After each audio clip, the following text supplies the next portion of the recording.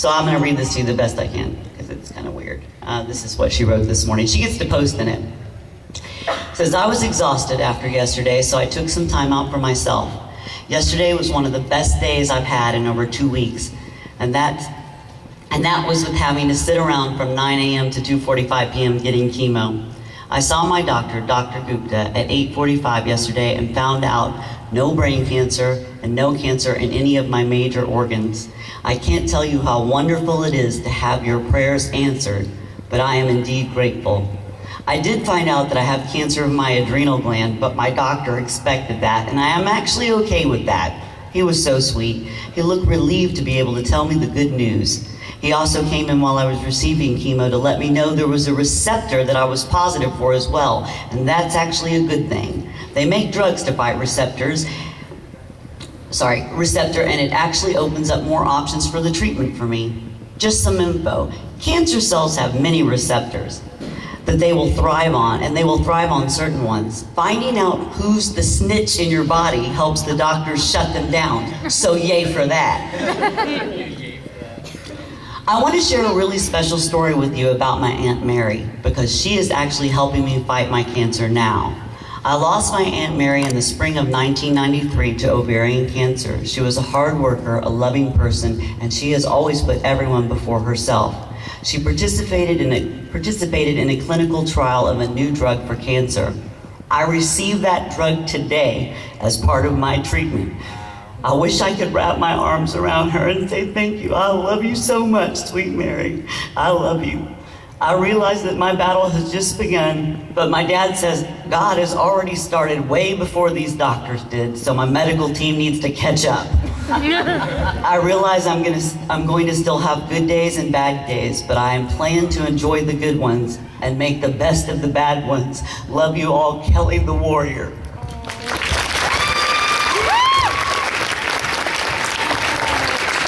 So I just want to say thank you for everything that you've done for someone you don't even know. You guys are awesome. Thank you. Thank you very much. I have two questions. One is for all of you. What's your least favorite anime and why? Do you hate us? I love you guys. There's like, I don't know how many people in this room are going to kick us on the way out the door. Answer that question wrong. Hey, I did it. You guys can do it too. You're gonna protect us on the way out the door, okay? I hate Full Metal Alchemist. How about that? How about that? What are you gonna do about that, huh? I don't know. You can't hate the thing that's that puts food on your table. That's right. You know, or you know, puts clothes on your kids' backs, or you know, let you go out and you know, take your wife out to dinner and stuff like that. So you know, I can't hate any anime. I can tell you which ones I hate. But the ones I'm not in. I've got one, and probably the only people that will know this title are some old school fanboys in the room. Are there any old school fanboys, like Laserdisc days, VHS days? As a 16-year-old boy, like my friends and I had this plan that if I bought a Laserdisc player, they would buy the Laserdiscs, which was really expensive, and then I found out my friends sucked because none of them bought the Laserdiscs, so I ended up buying the Laserdisc too. But there was this show called The Humanoid, and the cover, he's already smiling and shaking his head. The cover had a sexy female robot on it. You don't do that to a 16-year-old boy, because there was no sexy female robot anywhere in that show. The female robot resembled the lady from Metropolis. She was not sexy at all. She was not curvy and airbrushed the way she was on the cover. And so for my $80, I hate The Humanoid. But to touch on what Eric said, the funny thing is, I said that one time and a dude was like, I love that. That's my favorite OVA ever produced. Anything that you hate, you have to know is somebody's favorite anime. Like, it's so weird, but it's totally true. What about you? I'm not going to say I hate. I just don't really care for. Remember Baki the Grappler? Which Sausage Fest fighting show. which I nicknamed Baki the Crappler. In the studio, yeah. I play like a nice big chunky role in it. Literally, he's huge.